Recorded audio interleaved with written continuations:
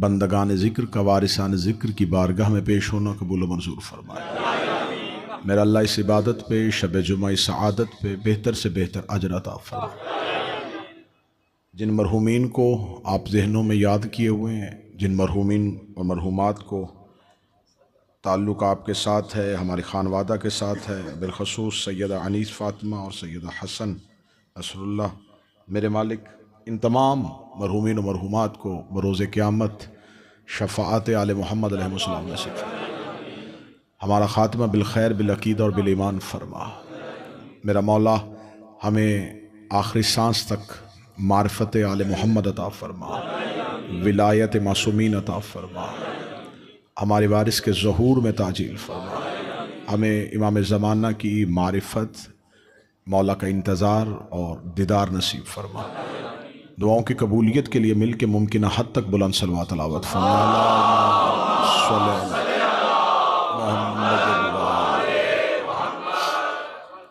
इजाज़त है ज़िक्र शुरू किया जाए। सबसे पहले मैं इब्तदाई गुफ्तगू में इस इमाम बारगाह बाबुल हदाया, इसके खिदमत गुजारान, इसके मुतअल्लिकीन, उन तमाम का शुक्रगुजार हूँ कि जिनकी वसातत और वसीले के साथ आप मोमिनीन के चेहरों की ज़ियारत नसीब हुई। मैंने आपके सामने अल्लाह के मुक़द्दस तरीन किताब से एक ऐसी शोहरा आफाक आयत तलावत की है जिसका ताल्लुक़ जो है वो इस बारगाह के नाम के साथ है।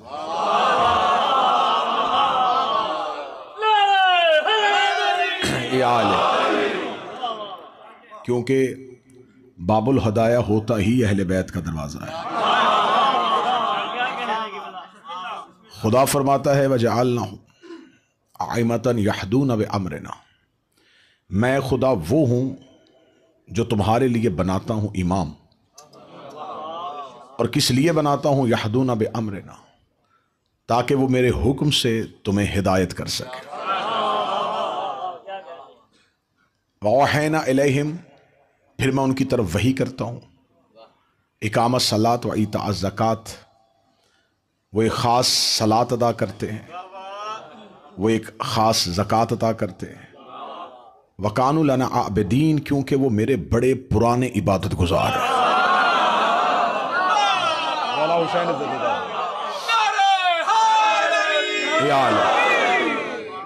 मजहब जाफरिया का मुसलमानों के तमाम फ़िरक़ों से जो एक बुनियादी फ़र्क है वो अकीदा इमामत का फ़र्क है। पूरी दुनिया में जहां भी इत्तेहाद बैनुल मुस्लिमीन पे बात होती है तो वहां पर इत्तेहाद बैनुल मुस्लिमीन की बात करते हुए ये जुमला ज़रूर अदा किया जाता है कि देखें साहिबान, हम सारे मुसलमान, हमारा अल्लाह एक है, हमारा नबी एक है, हमारी किताब एक है, हमारा किबला एक है, लेकिन हम मुसलमान एक नहीं हैं। ये इतना शोहरा आफाक जुमला है, ये आपने अक्सर सुना होगा या पढ़ा जरूर होगा कि इत्तेहाद इस बात पे करने की कोशिश की जाती है जब हमारा अल्लाह एक है, हमारा कुरान एक है, हम इबादत एक किबला की तरफ करते हैं और हमारा नबी एक है, तो हम मुसलमान एक क्यों नहीं हो सकते? अधूरा जुमला है, इसे पूरा कीजिए। हमारा अल्लाह एक है, हमारा नबी एक है, हमारा किबला एक है, हमारा कुरान एक है, हमारा इमाम एक नहीं है।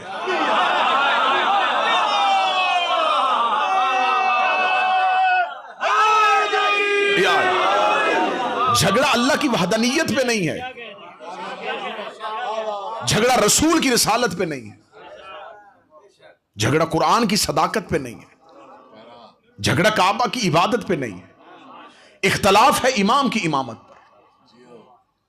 यह है वो बुनियादी इख्तलाफ। जब तक इस बुनियादी इख्तलाफ पे बात नहीं होगी तो मुसलमानों के दरमियान जो नजरियाती इख्तलाफात है वो दूर नहीं हो सकते।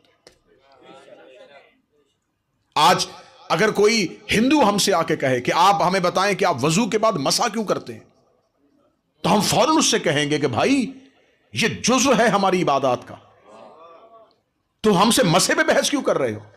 मसा तो नमाज का मुकद्दमा है, नमाज के लिए है। मसा तो वजू के बाद होता है और वजू नमाज के लिए होता है, नमाज अल्लाह के लिए होती है। अगर हमसे बात करनी है तो पहले अल्लाह की वहदानियत पे बात कर। तू पहले हमसे अल्लाह की वहदानियत पे बात कर ना, हमसे बहस कर अल्लाह की यकताई पे, अल्लाह के एक होने पे बात कर। आज कोई ईसाई हमसे कहे सलमान ईमान के 10वें दर्जे पे कैसे पहुंच गया, हम उससे कहेंगे सलमान तो अली का नौकर है। पहले तो अली पे बात कर, फिर तो नबी पे बात कर। तो जैसे किसी को हम जुज़ में बात नहीं करते जब वो कुल पे बात ना करे। आज हमसे पूछते हो कि मातम क्यों करते हो, जंजीर क्यों चलाते हो, नंगे पांव क्यों चलते हो, काले कपड़े क्यों पहनते हो। हम पे मातम में बहस बाद में करना, जंजीर पे बहस बाद में करना। पहले हमसे गरीब में बात करो।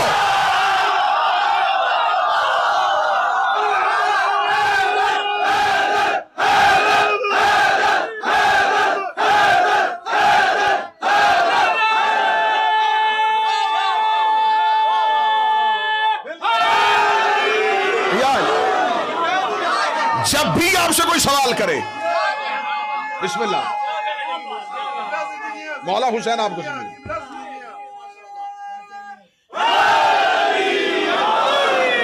जब भी आपसे कोई सवाल करे तो आप उससे जुज़ियात में बात ना कर।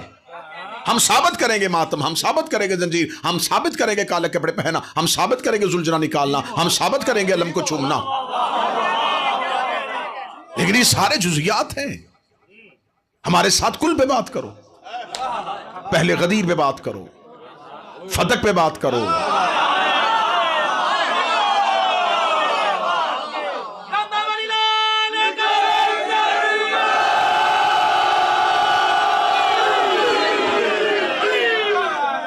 लिहाजा उलझाया जा रहा है, उलझाया जा रहा है, जानबूझ के इन चीजों पे उलझाया जा रहा है ताकि आज की जो नौजवान नस्ल है ये उस हकीकत पे ना पहुंच सके।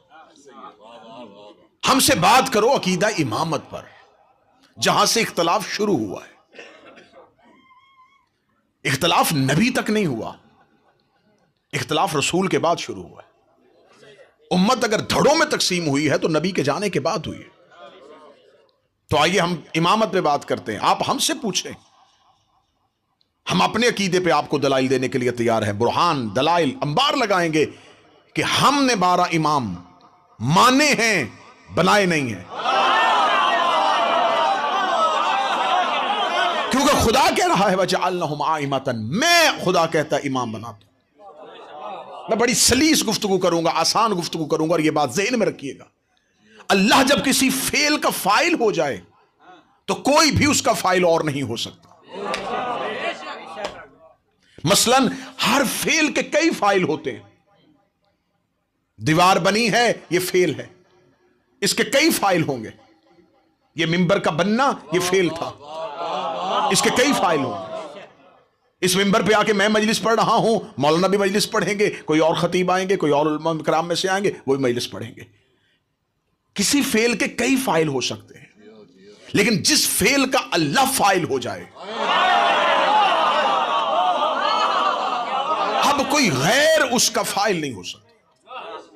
अगर उसने कहा है ना कि मैं जमीन और आसमान का खालिक हूं, अब कोई नहीं होगा, क्योंकि अब इसमें अल्लाह फाइल हो गया है। अब इसमें कोई दूसरा फाइल लेके आएंगे तो अल्लाह की वहदानियत पे शक हो जाएगा, और जो अल्लाह की वहदानियत पे शक करेगा वो काफिर हो जाएगा। मैं बड़े आसान तरीके समझाने लगा। जिसका फाइल अल्लाह हो जाए कोई उसका फाइल नहीं हो सकता। खुदा कह रहा है कि इमाम मैं बनाता हूं। नहीं नहीं नहीं, बात वहां पहुंची नहीं जहां मैं लेके जाना था। खुदा कहता है इमाम मैं बनाता हूं, इसका मतलब इमाम बनाना अल्लाह का फेल है। अब अगर किसी ने अपने हाथों से इमाम बना लिया तो उसने अली से दुश्मनी नहीं की, उसने अल्लाह से दुश्मनी की।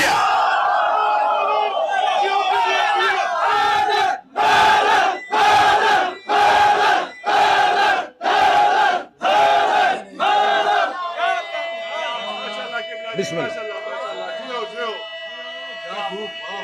बिस्मिल्लाह। वाहिद मजहब जाफरिया है जिसका यह अकीदा है कि हमारे इमाम अल्लाह ने बनाए। डंके की चोट पे मिंबर पे ऐलान कर रहे हैं, कैमरे की आंख में आंख डाल के ऐलान कर रहे हैं, हमारे इमाम अल्लाह ने बनाए। मुकाबला अली से करना है तो ऐसे ही मिंबर पे कहो कि तुम्हारे इमाम भी अल्लाह ने बनाए।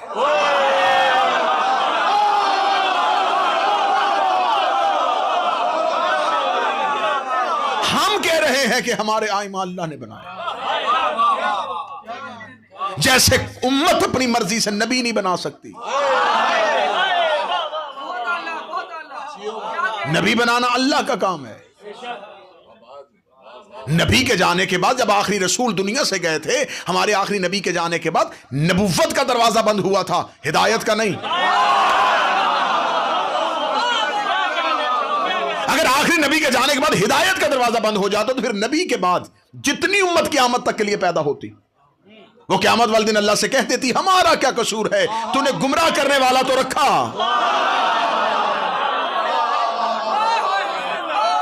मेरे अगर हम गुमराह हो गए तो हमारा क्या कसूर, क्योंकि तूने गुमराह करने वाला तो रखा और हिदायत करने वाला रखा ही नहीं।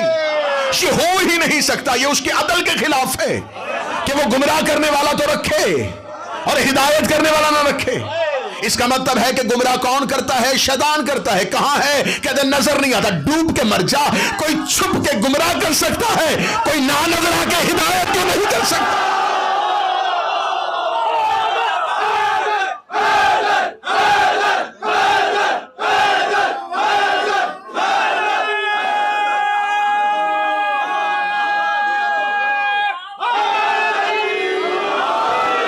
मुझे आज तक कभी किसी जगह पे यह मुबाहिसा सुनने को नहीं मिला कि आए शैतान की गैबत पर दलीलें दे।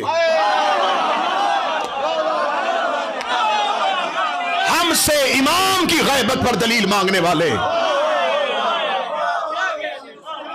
मुझे इब्लीस की गैबत पर दलील दे। उस पर यकीन है कि वो है। हमसे पूछते हैं शियो तुम्हारा इमाम है तो नजर क्यों नहीं आता? हम पूछते हैं तुम्हारा शैतान भी तो नजर नहीं आता?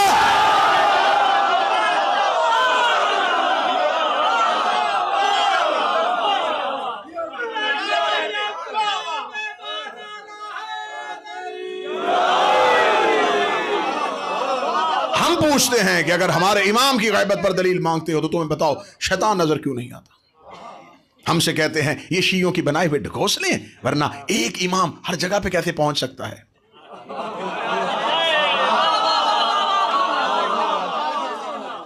मलेशिया में कौन गुमराह करता है? शैतान। अफ्रीका में शैतान, पाकिस्तान में शैतान। तो एक शैतान हर जगह पे कैसे चला गया? कहते जी अल्लाह ने उसे ताकत दी है, वो हर जगह जा सकता है। अल्लाह अपने दुश्मन को ताकत दे सकता है, अपनी हुज्जत को ताकत नहीं दे सकता।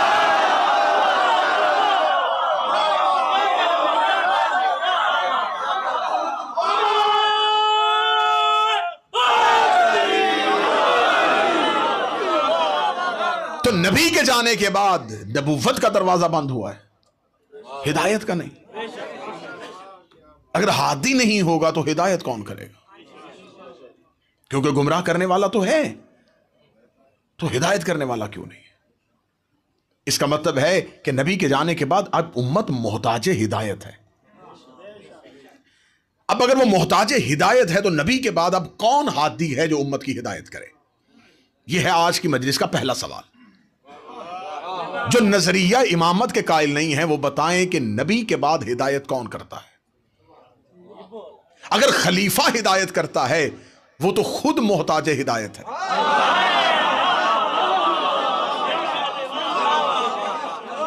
हां, इस पे हजारों क्या, इस पे लाखों दलाइल दिए जाते। खलीफा वक्त जो है वो खुद मोहताज हिदायत है, क्योंकि उसने खुद नबी से हिदायत ली, वो खुद इमाम से हिदायत लेना चाह रहा है, वो सवाल इमाम से पूछ रहा है। खुदा कह रहा है कि जिसे मैं इमाम बनाता हूं वजअलनहुम आइमतन यहदूना बिअमरिना, फिर जिन्हें मैं इमाम बनाता हूं उसकी दूसरी निशानी है, खुदा को पता था कि इन्होंने नबी पर इख्तलाफ नहीं करना, उसने इमाम की निशानियां खोल के बना दी कि इमाम की पहली निशानी यह है कि वो अल्लाह बनाएगा, वो मनसूस मिन अल्लाह, मनसूस मिन अल्लाह है, मनसूब मिन अल्लाह है, उसे सिर्फ अल्लाह बनाएगा। और उसकी दूसरी निशानी यह है यहदूना बिअमरिना, वो हिदायत करता है, रिवायत नहीं करता। और जब वो हिदायत करता है तो वो अपनी मर्जी से नहीं करता, बिअमरिना, वो उसके हुक्म से हिदायत करता है। और वो उसके हुक्म से इसलिए हिदायत करता वो औहैना इलैहिम, क्योंकि हम उनकी तरफ वही करते हैं। लो फिर इमाम की पहली निशानी यह है कि इमाम अल्लाह बनाएगा। दूसरी निशानी यह है कि वो हिदायत करेगा, वो हादी होगा, मोहताजे हिदायत नहीं होगा। वो हिदायत करेगा, हिदायत लेगा नहीं। अगर उसने किसी से हिदायत ली फिर वो इमाम नहीं, क्योंकि इमाम मोहताजे हिदायत होता ही नहीं। वो हिदायत करता है, खुद किसी से हिदायत नहीं लेता। वीडियो कैमरे की मौजूदगी में मलेशिया बाबुल हुदाया का मिंबर और डंके की चोट पे ऐलान करके बता रहा हूं, हमारे 12 इमामों में से किसी ने भी किसी से हिदायत नहीं ली। हमारे किसी भी इमाम ने किसी से हिदायत नहीं ली। जो खामोश बैठे हैं, तुम्हारी खामोशी के बंधन तोड़ू। हमारे इमाम एक दूसरे से भी हिदायत नहीं लेते, एक दूसरे से भी हिदायत नहीं लेते, ये एक दूसरे से भी नहीं पढ़ते। आप खामोश हो गए कि इमाम हो के एक दूसरे से नहीं पढ़ते। अली के घर में एक बेटी रहती है, वो बेटी हो के आलिमा गैर मुअल्लिमा।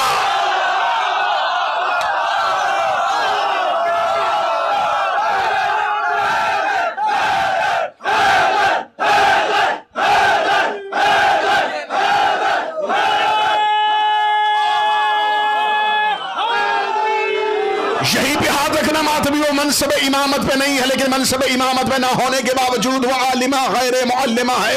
आलिमा गैर मुअल्लिमा की बिला आलम दीन तशरीफ फरमाए। आलिमा गैर मुअल्लिमा का तर्जुमा है ऐसी आलिमा जिसका कोई उस्ताद ना हो, जो किसी से ना पढ़ी हो, जिसने किसी से तालीम ना ली हो, जो किसी मदरसे में ना गई हो, किसी ने किसी से इल्म ना सीखा हो। ये आलिमा गैर मुअल्लिमा है। अनपढ़ों के घर में रह के कोई कहे कि मैंने किसी से नहीं पढ़ा, ये कमाल नहीं है। किस घर में जा रहे PhD रहते हो और वहां कोई कहे मैं किसी से नहीं पढ़ा, तो ये कमाल है। ये उस घर की आलिमा गैर मुअल्लिमा है जहां अली जैसा खतीब मिंबर सलूनी रहता है, जहां हसन जैसा कारी लोहे महफूज रहता है, जहां हुसैन जैसा खतीब नौके सिना रहता है। ये अली के घर में रह के गैर मुअल्लिमा, ये हसन की बहन हो के गैर मुअल्लिमा, ये हुसैन की बहन हो के गैर मुअल्लिमा।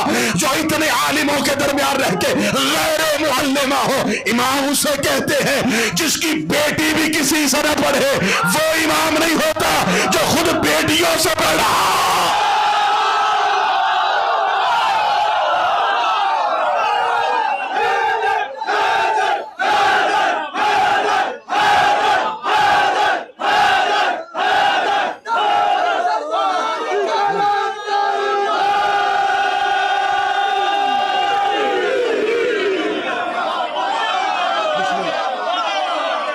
जिसकी बेटी भी किसी से न पढ़े।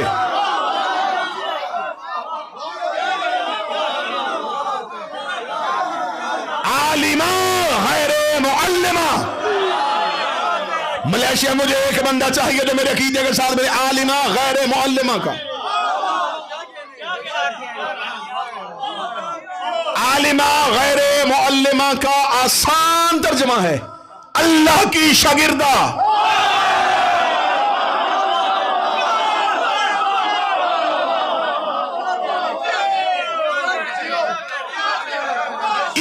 हिदायत की जरूरत इसलिए नहीं है कि इनकी जबिल्लत में हिदायत है।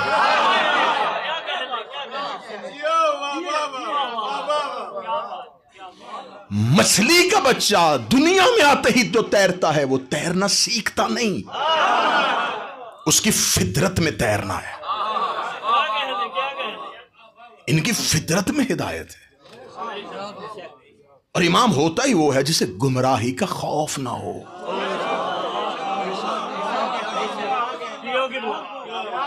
जिसे कोई गुमराह कर ही ना सके। इमाम ऐसा होना चाहिए जिसके पास बैठने वालों को भी गुमराही का खतरा खत्म हो जाए।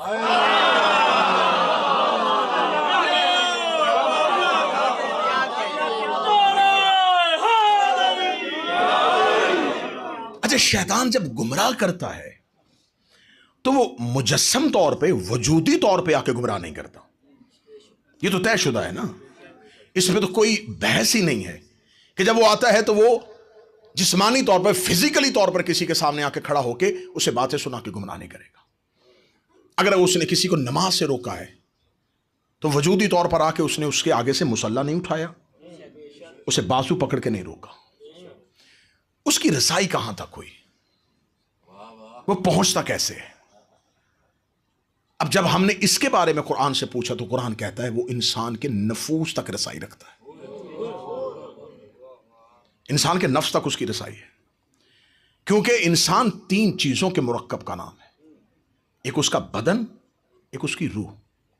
बदन मिट्टी से बना है, इसके चारों के चारों अनासर जो हैं, जितने भी इसके एलिमेंट्स हैं, वो सारे के सारे जमीनी हैं। अनासर अरबा, मिट्टी, पानी, आग, हवा। ये अलम के नीचे जो दिया जलता है ना, इसके अंदर भी ये राज है कि जो इंसान के वजूद के अंदर एलिमेंट्स हैं वो सारे के सारे दिए के अंदर है।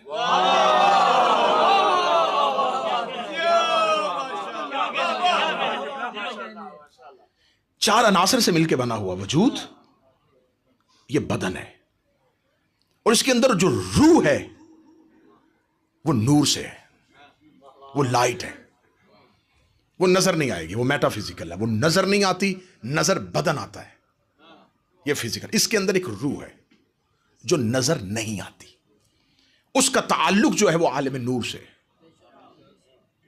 और इन दोनों के दरमियान जिद है, बदन में और रूह में, दोनों दरमियान में इतनी जिद है, इतनी रेजिस्टेंस है इनके दरमियान कि एक हो ही नहीं सकती। इसलिए कि बदन फानी है, रूह बाकी है। बदन कसीफ है, रूह लतीफ है। बदन निजस है, रूह ताहिर है। और जिद्दें एक नहीं होती। खुदा ने इन दोनों को एक करने के लिए, जो रूह है ये बदन के पिंजरे में कैद एक परिंदा है। आप शायरी में किस तारा इस्तेमाल होता हुआ देखते, तायरे लाहूती, लाहूत का परिंदा। ये आलम लाहूत का परिंदा है जो बदन के पिंजरे में कैद किया हुआ, ये आजादी चाहता है। इन दोनों को एक करने के लिए खुदा ने दरमियान में नफ्स को रखा, जिसने इन दोनों को जोड़ दिया। नफ्स के 2 हिस्से हैं, आधा बदन से, आधा रूह से। जिस हिस्से का ताल्लुक बदन से है, शैतान वहां तक पहुंचता है।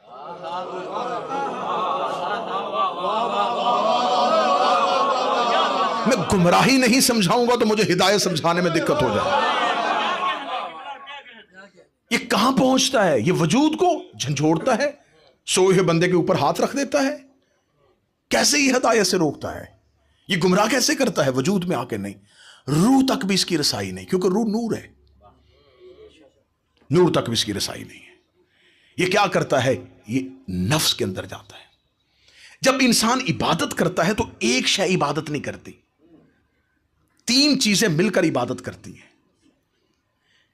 ये जो हम उठते और बैठते हैं, रकू, सजदा, क़याम, ये बदन कर रहा है, बदन रकअतें बना रहा है।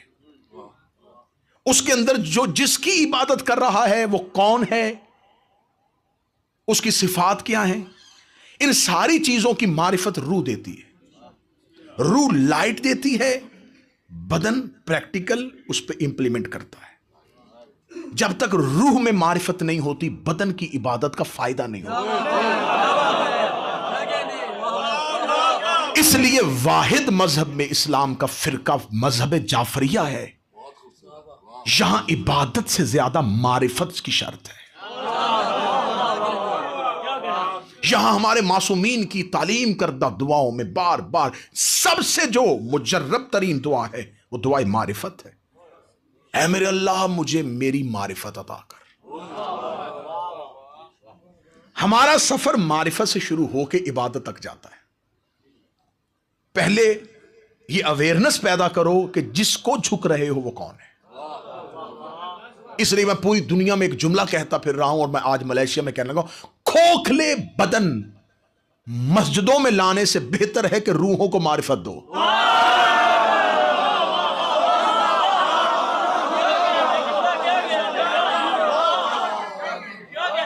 भाई पूरी दुनिया में इतने मुसलमान इबादत कर रहे हैं, इतनी इबादत करने के बाद भी फलस्तीन का मुसलमान मजलूम, पूरी दुनिया में अमदाद की भीखे मांगते फिर रहे हो, जा जाके गैर मुस्लिमों के सामने घुटने टेक रहे हो। अल्लाह के सामने झुकने वाले को किसी के आगे क्यों झुकना पड़ा? वजह क्या है? वजह यह है कि तुम्हारी इबादतों में वो खुलूस इसलिए नहीं है कि बदन इबादत कर रहे हैं, पीछे वो लाइट ही नहीं है। खाली गाड़ी बगैर पेट्रोल के धक्के से लगा ले, मारिफत नहीं, मारिफत ही नहीं है किसकी इबादत कर रहे हो। मासूम से किसी ने पूछा था, मौला हकीकत इबादत क्या है? फरमाया हमारी मारिफत। जब तक हमें नहीं पहचानोगे उसको नहीं पहचान सकते। हम बदन मजलिसों में लाते हैं, इनकी रूहों को आरिफ बनाएं ताकि ये मस्जिदों में नमाजी बन के जा सके।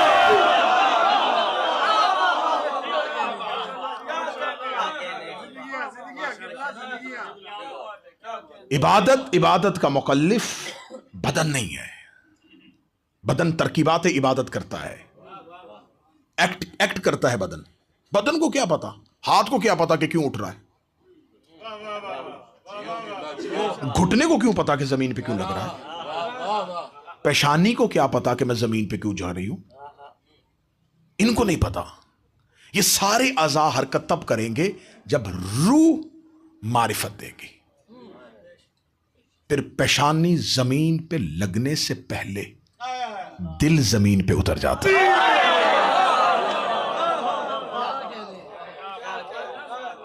अब आप मुझ पे सवाल करेंगे इसका मतलब है कि मारिफत रूह देती है और तरकीबात बदन करता है, तो इनके दरमियान नफ्स इरादा करता है।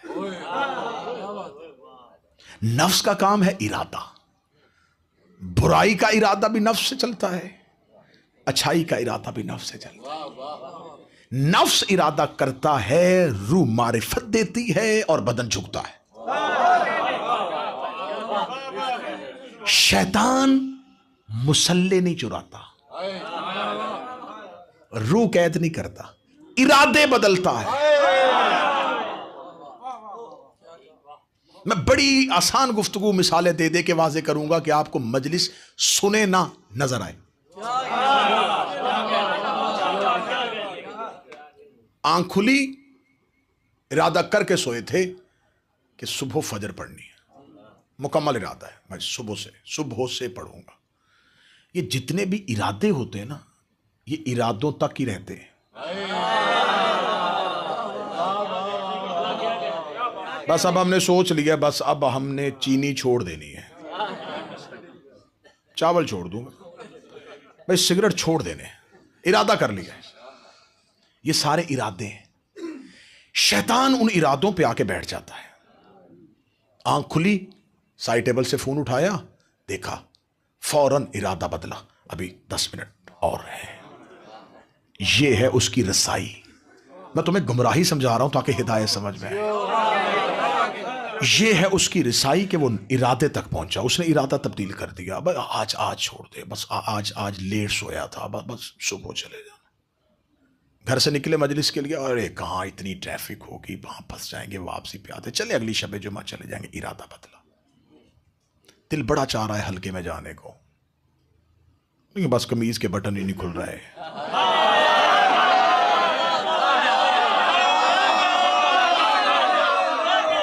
बड़ा जी चाह रहा है अली को मानने को। इरादे बदल रहा है वो। इसका मतलब शैतान की रसाई इरादों तक है। ये इरादे बदलता है। यकीन करो कि इसने अल्लाह से, वो बड़ा करीम अल्लाह है, उसने इसकी इबादत की बुनियाद पर इससे मुंह मांगी हुई चीज उसको दे दी थी। इसके पास ये ताकत और इख्तियार है कि ये इरादों तक पहुंचता है। मैं मलेशिया में जुमला कह के नहीं जा रहा, तुम्हारे अकीदों के अंदर रख के जा रहा हूं। कब्र की पहली रात तक इसे अकीदा बना के रखना। शैतान के पास इतनी रसाई है कि ये नबियों के इरादों तक गया है। ये इब्राहिम के इरादे तक पहुंचा, ये इस्माइल के इरादे तक पहुंचा, ये नबियों के इरादे। मैं मलेशिया बाबुल हदाया मिंबर पे ऐलान करके जा रहा हूं, ये नबियों के इरादों तक पहुंचा है। ये करबला में हुसैन के जोन तक भी नहीं पहुंचा।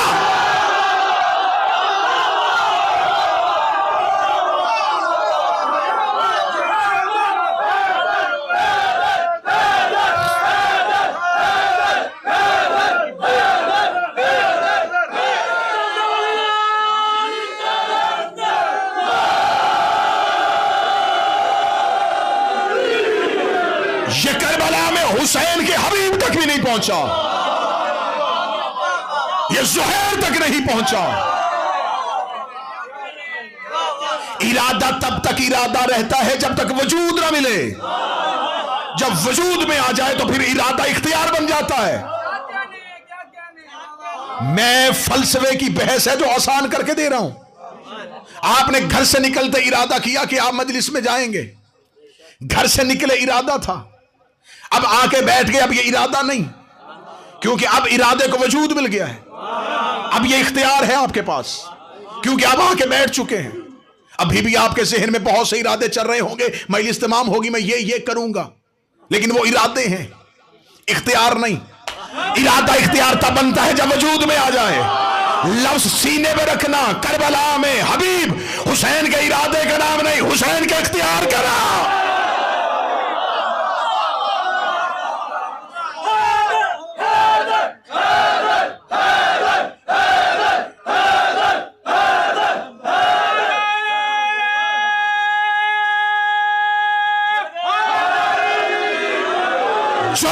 हुसैन के इरादे का नाम, हुसैन के इख्तियार का नाम।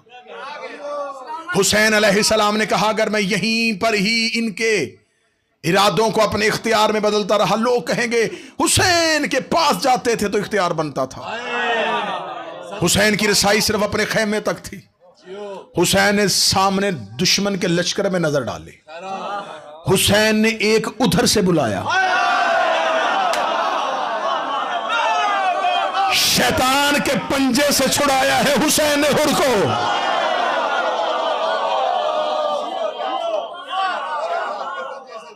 ये है इख्तियार हुसैन। अभी अभी अभी यहीं बैठे बैठे एग्जाम्पल देके समझा देता हूं। इस चार दीवारी के अंदर बैठ के मुझे दुनिया को गुनाह सोच के दिखा,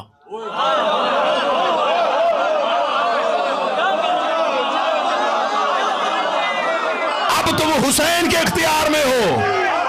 इसका मतलब है जो काम मुसल्ले से नहीं हो सका, मैंने मस्जिद की सफ में नमाजियों के दिलों में छुपी हुई बदनीयती देखी है। मैंने मजलिस हुसैन में आके जहन में शैतानी इरादा नहीं देखा। आज भी दुनिया में करोड़ों लोगों को जो गुनाह से बचाए उसे हुसैन कहते हैं।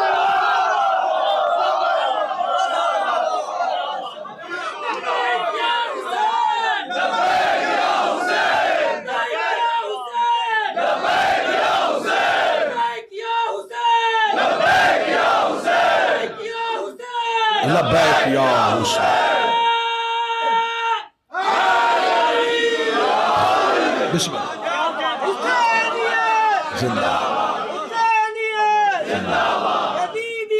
मुर्दा मुर्दा।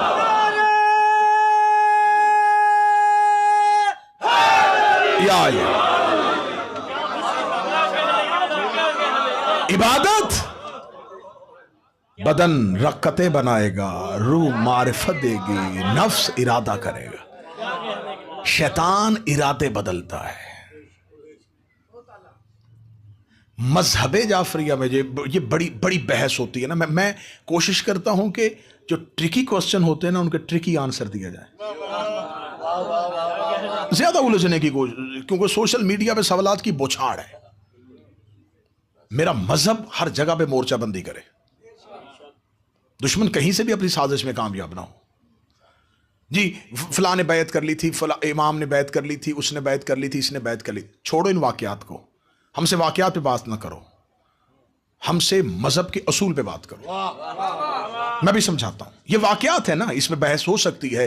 ये आपकी किताबों में लिखा है कि मौला अली ने बैत कर ली थी खलीफा की, ये आपकी किताबों में लिखा है। अब इसमें जब हम बहस करेंगे मुनाजराती तौर पर, तो हमें रवायत के मतन पे बात करनी होगी, उसकी सनद पे बात करनी होगी, इल्म रिजाल पे जाना पड़ेगा। बहुत सी ऐसी चीज़ें हैं जहाँ पर अहदीस के असूलों को, रवायत के असूलों को परखना पड़ता है। लेकिन जब बात असूल की हो जाए, वहाँ पर अब बहस नहीं है, क्योंकि अल्लाह वाहिद है, ये असूल है। अब इसमें यह नहीं कि ये किसने लिखा है, किसने कहा है, नहीं बहस होगी। कुरान के 30 पारे, बहस नहीं। जन्नत है, बहस नहीं है। जहन्नम है, बहस नहीं है। जिब्राइल नामी एक फरिश्ता है, कोई बहस नहीं है। मिकाईल नामी एक फरिश्ता, कोई बहस नहीं। इज़राइल रूह कब्ज़ करता है, कोई बहस नहीं है। आदम की तौबा कबूल हुई थी, कोई बहस नहीं है। नूह का सफीना कैसे गया था जी, कौन सी रवायत में लिखा है, कोई बहस नहीं है। मजहब के असूलों पर ये किसी भी तरीके का कारबंद ये असूल नहीं हो सकते कि हम इन पर यह बहस करें कि इसकी रवायत का मतन क्या है, इसका रावी कौन है, इसकी सनद क्या है। असूलों पे ये तमाम चीजें नहीं जांची जाती। आप हमसे ये वाकयात पे बहस कर रहे हैं कि किस इमाम ने किस खलीफा की बैत की थी। आप हमसे पहले असूल पे बहस करें कि बैत होती कैसे है। मैं कहता हूं कि खामोशी हो जाए, पिन साइलेंट, ऐसा भी खामोशी हो जाए तो मुझे वारे में है, लेकिन मैं चाहता हूं मैं थोड़े टाइम में मलेशिया में अगर आया हूं तो ज्यादा से ज्यादा चीजें आप तक पहुंचा सकूं।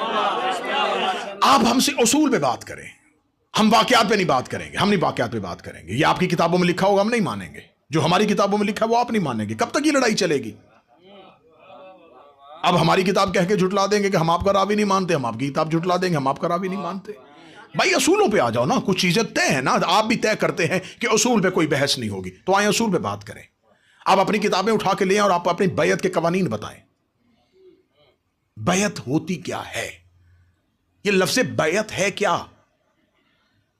इसका मादा जो है वो बै है, बा ये एन, ट्रेडिंग, खरीदो फरोख्त, कुछ देना और कुछ लेना, इसका नाम बैत है।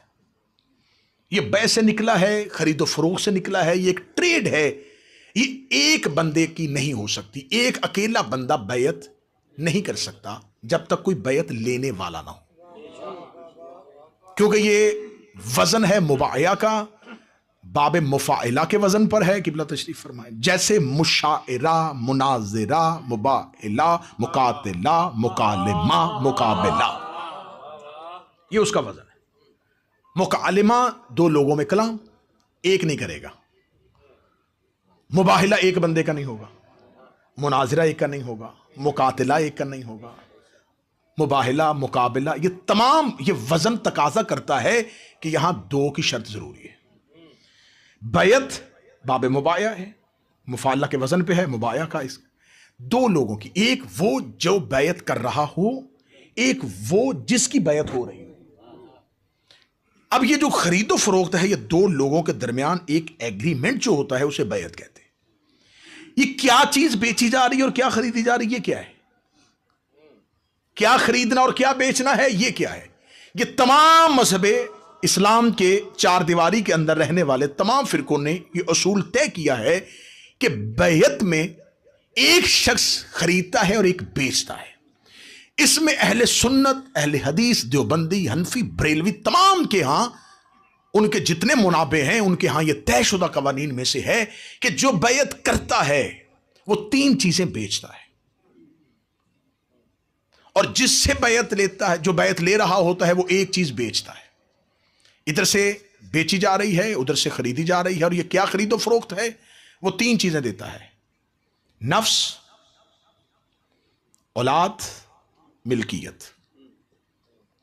ये तीन चीजें बेच दी जिसने बैत की, और जिसने करवाई उसने उसके बदले में उसको एक चीज बेची, जन्नत।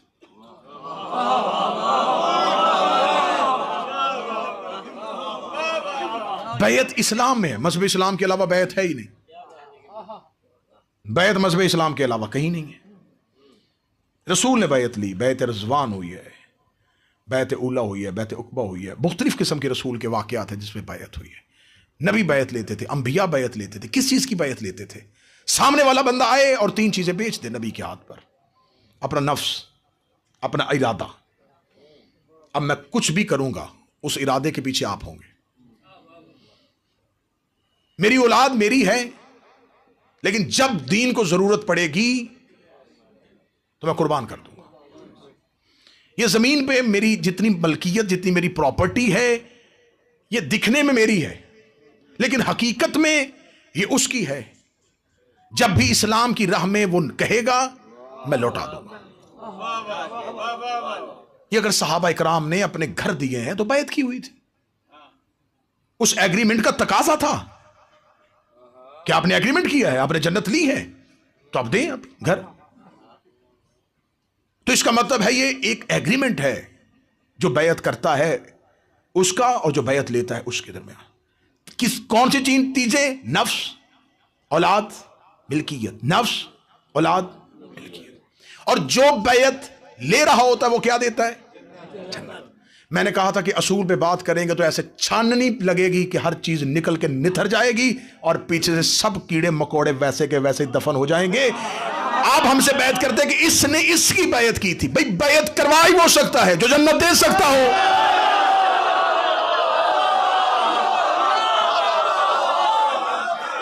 बैत हमेशा वो करवाएगा जो बदले में जन्नत दे सकता हो। अगर हाथ यहीं पे रहे तो अगला जुमला नहीं है, पहाड़ देने लगा हूं मज़हब जाफरिया को।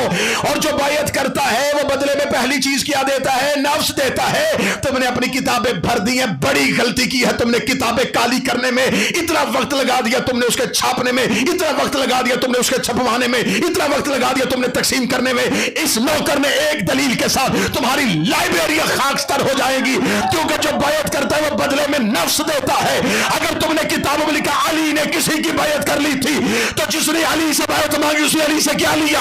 अली का नफ्स। अली का नफ्स अली के पास है ही नहीं, वो हिजरत की रात अल्लाह ने खरीद लिया था। अब जिसने अली से बैत मांगी उसने अली से बैत नहीं मांगी, उसने अल्लाह से बैत मांगी।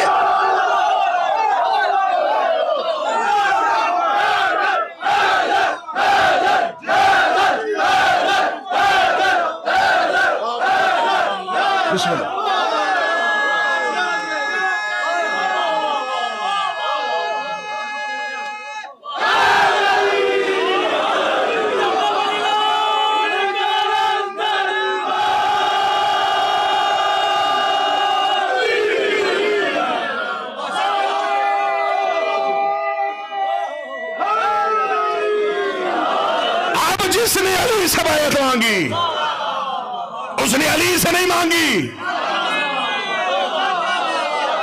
अली अपना नफ्स बेच चुका है। अब कोई अली से बैत मांगे भी तो कैसे मांगे?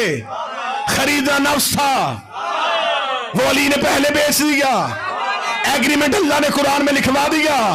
खुदा कहता इसका खरीदार सिर्फ मैं हूं, इसका नफ्स मेरे सिवा कोई खरीद ही नहीं सकता। अली का नफ्स अल्लाह ने खरीद लिया है। अब इसने अली से औलाद लेनी थी, औलाद अली ने मुबाहले में पहले मोहम्मद को दे दी।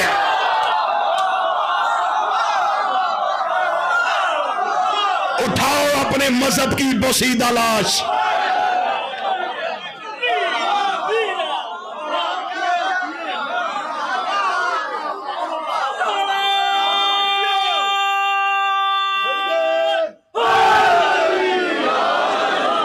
ये गिरी तुम्हारी रेत की दीवार।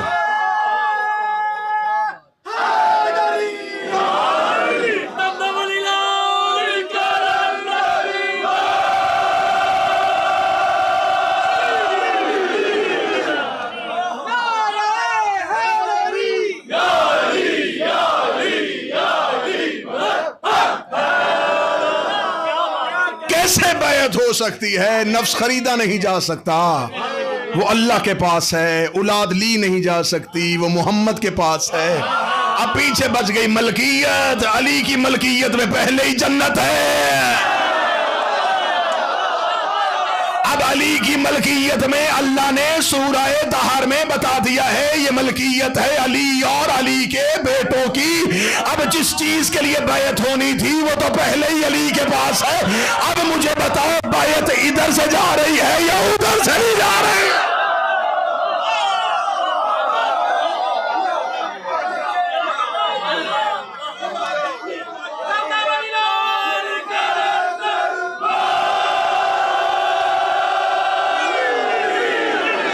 वक्त गुजर गया। अभी तो आयत का पहला हिस्सा मुकम्मल ना हो सका।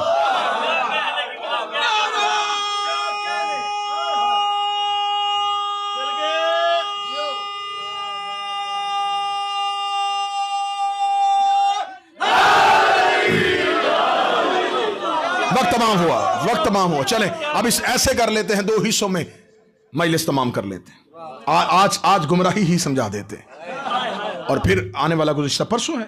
परसों इंशाअल्लाह जो जश्न होगा उसमें हिदायत समझा दी जाएगी। लेकिन क्योंकि अब ऐसी जगह पे गए हैं कि अब यहां से अगर मैं गुमराही समझाऊं और गुमराह ना बताऊं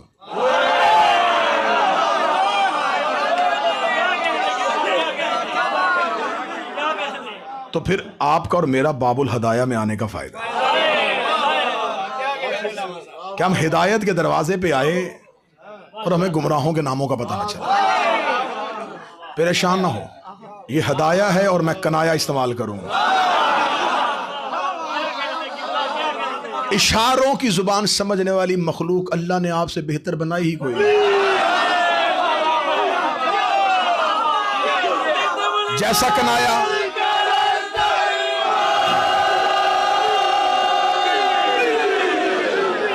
कनाया ये कौम समझती है। हकीम इमाम के मानने वाले, हिकमत से भरे लबरेज मोमिनीन। इब्लीस गुमराह करता है। उसने फरौन गुमराह किया, उसने नमरूद गुमराह किया, उसने शदाद। फरौन, नमरूद, शदाद ये गुमराह थे। मैं फरौन, नमरूद और शदाद की बात कर रहा हूं। और मेरे सामने बैठा हुआ मजमा इतना जीरक और इतना समझदार है कि उसे पता है कि मैं फरौन, नमरूद और शदाद की बात कर रहा हूं।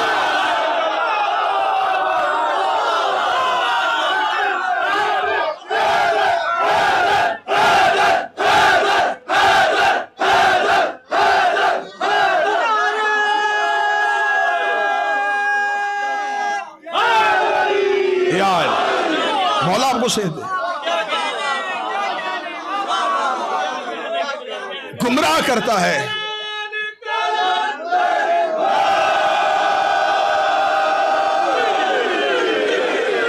गुमराह किसने किया? शैतान ने। कैसे गुमराह किया? उसने इंसान के इरादे को तब्दील किया। उसने इरादे को तब्दील। सबसे पहला गुमराह ये था, और ये पहले से ही गुमराह था। हाँ हाँ, बंदे कहते भाई ये गुमराह हुआ नहीं था, ये था। अगर ये गुमराह हुआ तो फिर इसको किसने किया? मैं कुरान की दलील देने लगा हूं, ये गुमराह है। खुदा कहता काना मिनल काफिरीन। अहले इल्म तशरीफ फरमा है, किबला तशरीफ फरमा है, ये माजी का सीगा है। काना मिनल काफिरीन, था ही काफिर।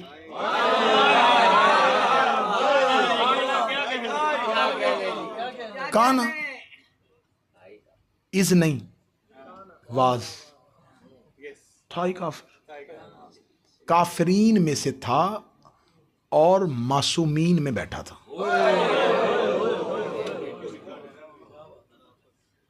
मासूमीन में था ना, फरिश्ते मासूम है। अलैहिस्सलामों के दरमियान एक काफिर बैठा था।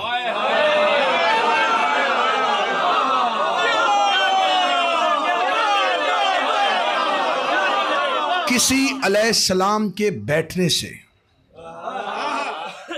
किसी काफिर की नीयत बदली नहीं।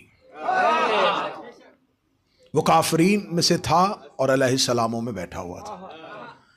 खुदा ने उसे वाज़े करने के लिए, खुदा तो जानता था ये छुपा हुआ है, जाहिर नहीं है। जो लंबे लंबे सजदे, ये तो बड़ी इबादत कर रहा है ना, ये मुझे इम्प्रेस करने की कोशिश। ये अल्लाह को इम्प्रेस क्यों करना चाहता था? इसलिए करना चाहता था कि अल्लाह ने ऐलान कर दिया था, व इज़ काला रब्बुका लिल मलाइकति इन्नी जाइलुन फिल अर्ज़ि खलीफा। मैं खलीफा बनाने वाला हूं। अनाउंसमेंट पहले कर दी थी, नॉमिनेट बाद में किया था।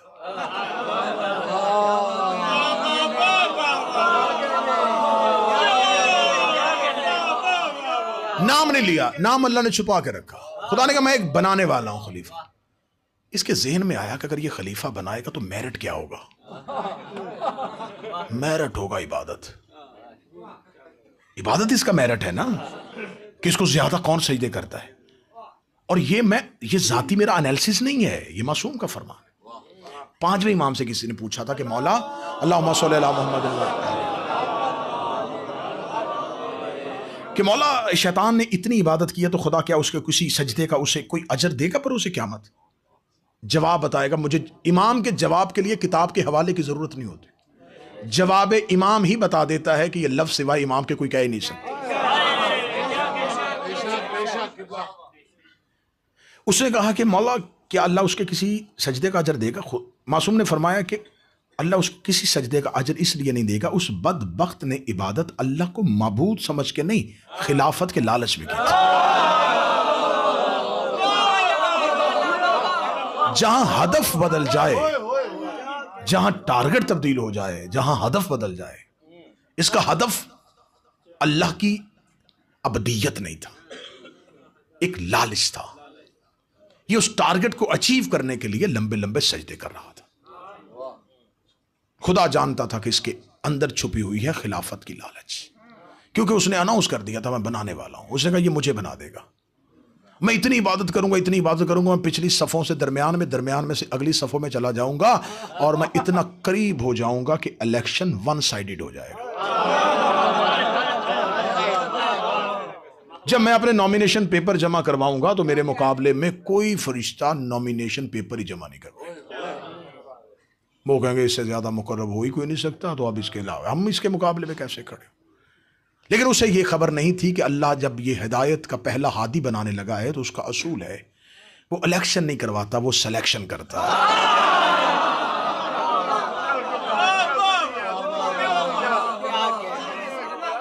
मुझे कुरान में से अल्लाह ने जो हिदायत का पहला हादी बनाया उसमें ये कहीं नहीं लिखा हुआ मिला कि अल्लाह ने मलाइका से कहा हो कि देखो मैं ज़मीन पर एक खलीफा भेजने लगा हूँ जिसने ज़मीन पर जाके मेरा पैगाम पहुँचाना है और ज़मीन पर उसकी नस्ल चलेगी और ये ज़मीन वालों को बताएगा कि एक अल्लाह है और उसका एक निज़ाम है और वो उनको हिदायत करेगा। तो मैं तुम्हें ये बताने लगा हूँ कि मैंने ज़मीन पर एक खलीफा बनाना हो तो तुम ऐसा करो, तुम जो सारे इतने इबादत गुजार हो, मेरी ताकत के परतो हो और तुम सारे के सारे जो हैं वो मेरे मुदब्बिर हो, जैसे मैं मुदब्बिर हूँ वैसी तदबीरें तुम्हारे ज़रिए से मैं करता हूँ। तो तुम ऐसे करो, तुम सब मिल के बैठ कर एक मर्ज़ी का मेरा जानशीन बना दो।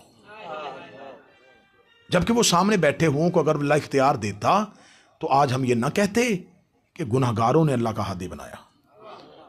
तो यही होता ना कि मासूमीन ने अल्लाह का खलीफा बनाया, अलैहिस्सलामों ने मिलकर अल्लाह का खलीफा बना दिया, लेकिन अल्लाह ने नहीं किया। मलेशिया वालों, मौला की कसम अल्लाह ने नहीं किया। जब वो अलैहिस्सलामों को अपना खलीफा नहीं बनाने देता,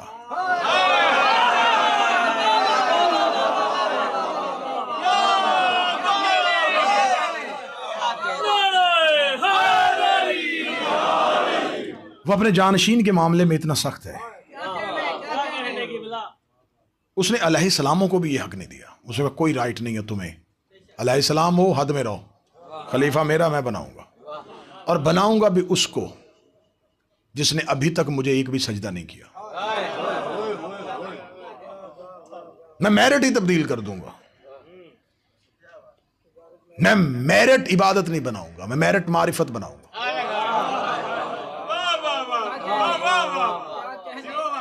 अगर तुम भी उसके मुकाबले पे आना चाहते हो तो ठीक है, ये ना कहना कि खुदा के यहाँ डेमोक्रेसी नहीं है, खुदा किसी के राय को मुकद्दम नहीं समझता। अगर तुम इसके मुकाबले पे आना चाहते हो तो मुझे फिर वो अस्मा बता दो जिसकी बुनियाद पर मैं इसे खलीफा बना रहा हूं। फौरन वो सारे इलेक्शन से बाहर हो गए। उन्होंने कहा पाक है तेरी जात, हम तो जानते नहीं ये कौन है। खुदा ने कहा फिर ये जानता है ये कौन है। तो मैं पहली खिलाफत सिर्फ इस बुनियाद पे दे रहा हूं कि ये जानता है कि ये कौन है।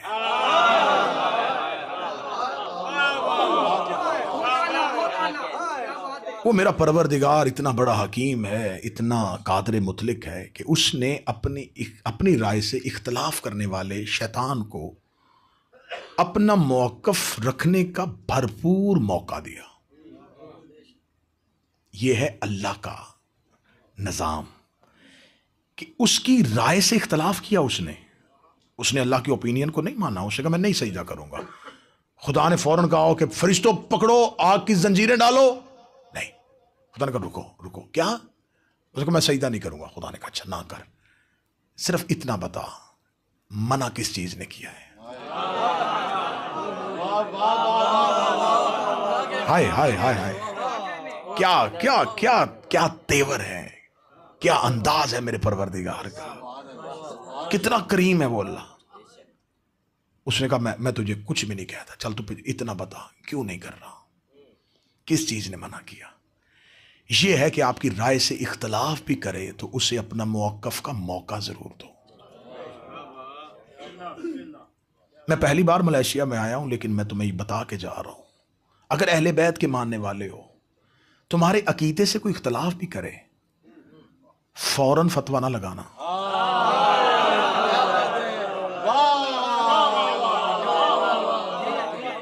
फौरन उससे अपने ताल्लुक को खत्म ना करना।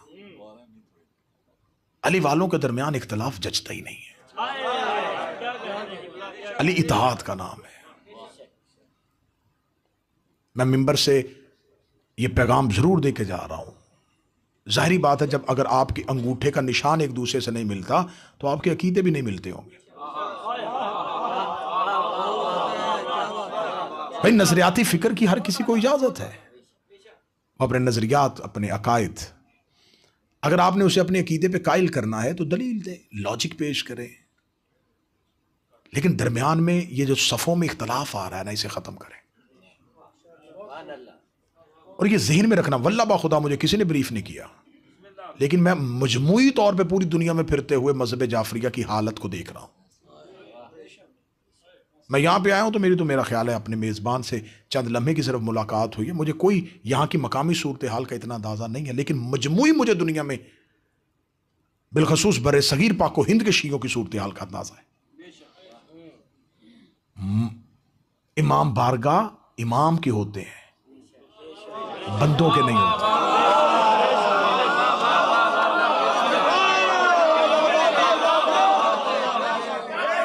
मातमी अंजमने हुसैन की होती है, इसे नामों से मंसूब ना करो। तुम अपने घर की रजिस्ट्री किसी का नाम नहीं करवाते, हुसैन के घर में आके अपनी इजारादारी क्यों?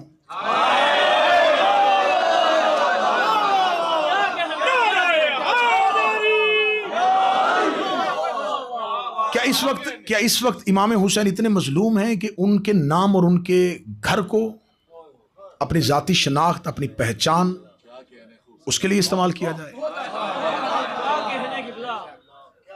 तुम्हें तुम्हारा मजहब इस बात की बिल्कुल इजाजत नहीं देता।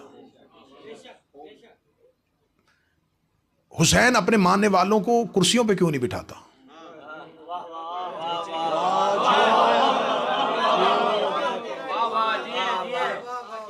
जमीन पे क्यों बैठे हो? हुसैन जमीन पे बिठाता इसलिए है कि गुरूर का खातिमा हो, तकब्बुर का खातिमा। और जमीन पे बैठने वाले की सबसे बड़ी खूबी यह है कि वो गिर नहीं सकता।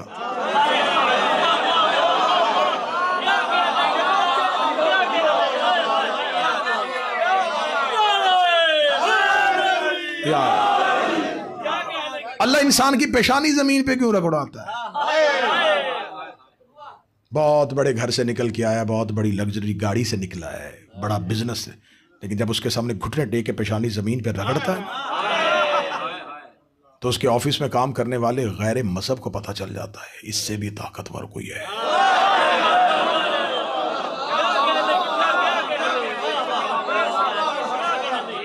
भाई, मैं तो समझता था मुझे सैलरी ही देता है, लेकिन इसे तो खुद कोई और देता है।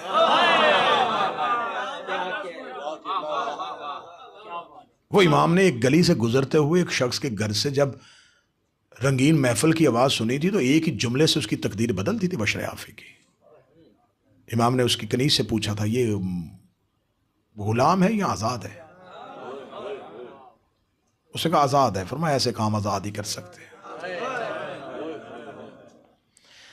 तुम आजाद नहीं हो, तुम सब हुसैन की गुलामी में हो। और गुलाम का अपना इरादा नहीं होता। मैं यही पे तो पूरी मजलिस पढ़ चुका हूं, तुमने हुसैन की बैयत की हुई है।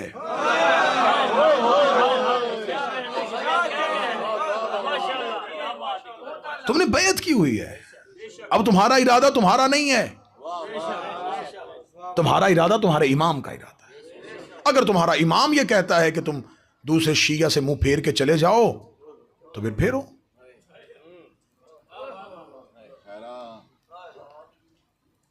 गुमराह शैतान करता है क्योंकि ये इरादों में, मोमिनीन की सफ़ों में तफरीक पैदा करता है।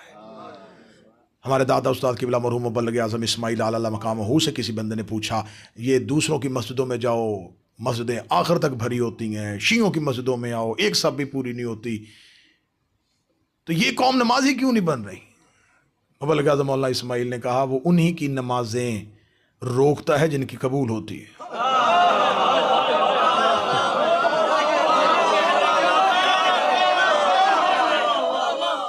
जिनकी होती नहीं वहां वो जाता ही नहीं। उसे पता है ये जितनी मर्जी पढ़ ले, जब उसने मेरी कबूल नहीं की उसने इनकी कैसे कबूल कर।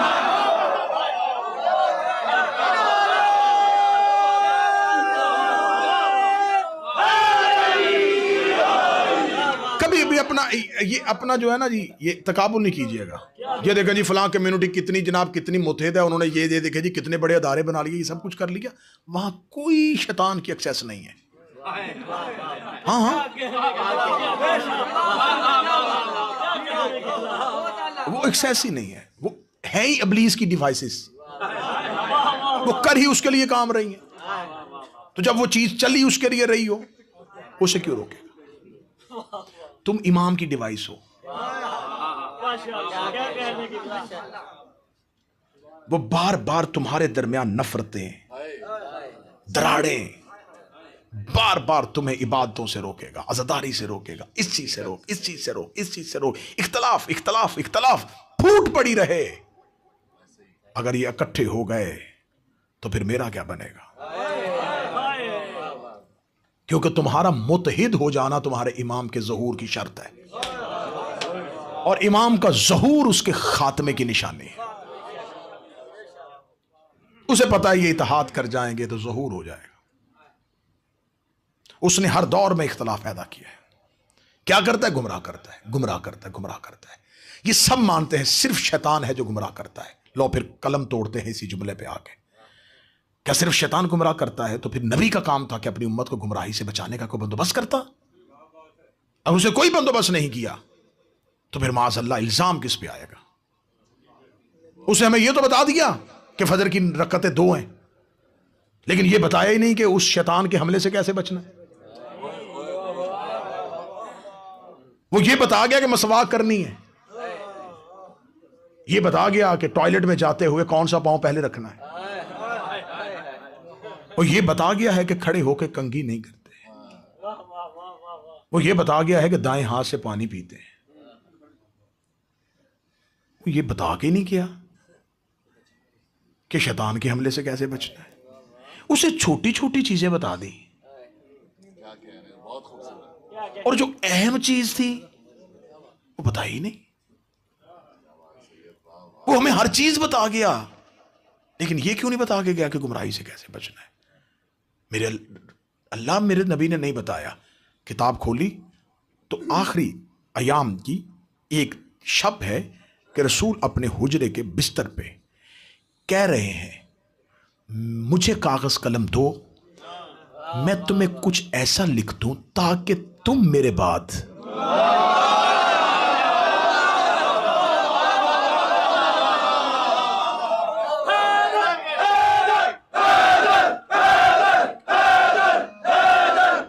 बस किसे मुख्तर करें जी। नारे बड़े हो चुके जी, नारे बड़े हो चुके, बस अब नारों में वक्त जाया ना हो और जल्दी जल्दी नतीजा आ जाए, ताकि आज मैं गुमराही समझ में आ जाए और फिर परसों की जश्न में हिदायत। रसूल का ये जुमला लिखा हुआ है और बिल्कुल इसी तरीके से लिखा हुआ है। बुखारी में 7 जगहों पे लिखा है, मुस्लिम ने लिखा है, इब्न माजा ने लिखा है, अबी दाऊद ने लिखा है, सब ने लिखा है कि रसूल ने कहा मैं तुम्हें, और इन्हीं लफ्जों के साथ लिख, ऐसा लिख दूं ताकि तुम मेरे बाद, ना लफ्ज़ गुनाहगार मिलेगा किसी रवायत में, गुनाहगार ना हो जाना, तुम मेरे बाद गलती पे ना चले जाना, नहीं, गुमराह ना हो जाना। और क्या कहा रसूल ने कि तुम मेरे बाद गुमराह ना हो। ये भी लफ्ज़ इसी तरह लिखा, बिल्कुल बेआईन ही इस तरह लिखा कि मैं तुम्हें कुछ ऐसा लिख दूं ताकि तुम मेरे बाद, तुम मेरे बाद, तुम मेरे बाद, तुम मेरे बाद, तुम मेरे बाद, तुम मेरे बाद। अभी ये मजलिस हो रही है और वहां से वीडियो कैमरे में 2-3 कैमरे इसको रिकॉर्ड कर रहे हैं। मैं यहां पे कहूं कि आप सलवात पढ़ते हुए थोड़ा थोड़ा आगे आ जाएं, तो वो जो लाइव देख रहा है ना, वो सोफे से उठ के आगे नहीं आएगा।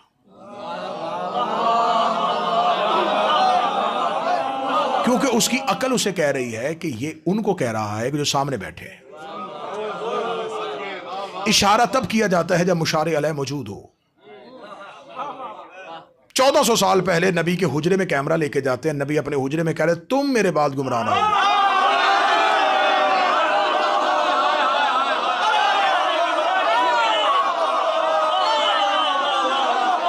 सर जी, अब ये असूल टूट गया कि तमाम सहाबा हिदायत के सितारे हैं, सहाबा का नजूम टूट गया। इसलिए कि अगर वो सब हिदायत के सितारे होते तो फिर नबी को यह कहना चाहिए था मैं तुम्हें कुछ ऐसा लिख दूं ताकि बाद में आने वाली उम्मत गुमराह ना हो। तुम्हें तो जरूरत ही नहीं है, तुम तो प्रीमियर लोग हो, तुम तो सुपर डुपर लोग हो भाई, तुम तो सारे के सारे हिदायत याफ्ता, तो तुम्हें क्या जरूरत है, तुम बिल्कुल बचे हो, एग्जेक्टिव टीम हो तुम, बाद में आने वाले। फरमान नहीं, तुम मेरे बाद, तुम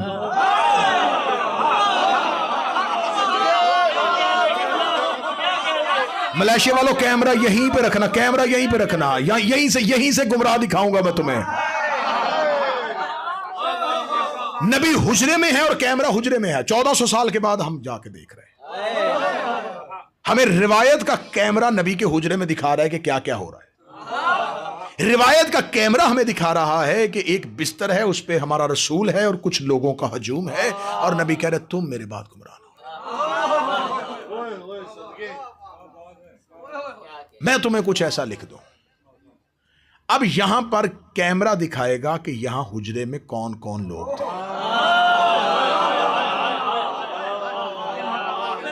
सर जी, नाम तब्दील हो जाने थे, लेकिन बदबख्ती ये हो गई कि उसी हुजरे में से सामने से एक शख्स बोल पड़ा।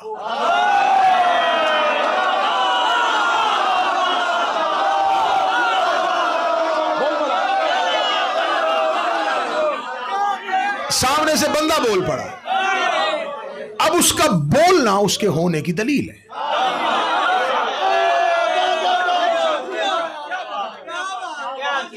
और सामने से मैं ये क्यों क्या कहूंगी, मैं असूल काफी पढ़ रहा हूं, मैं मान लो हज़र फकी पढ़ रहा हूं, भाई ये मैं बुखारी पढ़ रहा हूं। सही बुखारी में लिखा, जो ही नबी ने कहा तो एक शख्स उठा और उसने फौरन कहा हस्बुना, ना ना ना, ना किताबुल्लाह, अल्लाह की किताब का भी। चलें जी, इस सेंटेंस पे, इस जुमले पे हम बाद में जाएंगे कि इस जुमले में क्या है। यह है कि इस शख्स ने कहा था, नबी ने कहा था गुमराह ना हो जाना, इसने आगे से दलील दी।